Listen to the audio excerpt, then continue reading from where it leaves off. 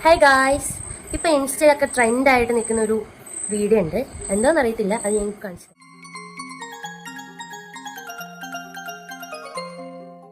ഇപ്പൊ മനസ്സിലായില്ലേ എന്താന്ന്? നമുക്കതൊന്ന് ട്രൈ ചെയ്ത് നോക്കിയാലോ?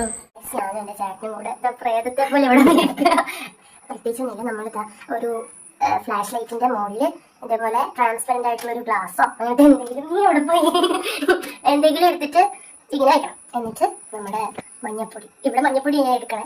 റീലൊക്കെ എന്താ കാണിക്കണമെന്ന് അറിയാൻ പാടില്ല. അപ്പൊ നമുക്ക് ഇട്ട് കൊടുത്ത് നോക്കാം.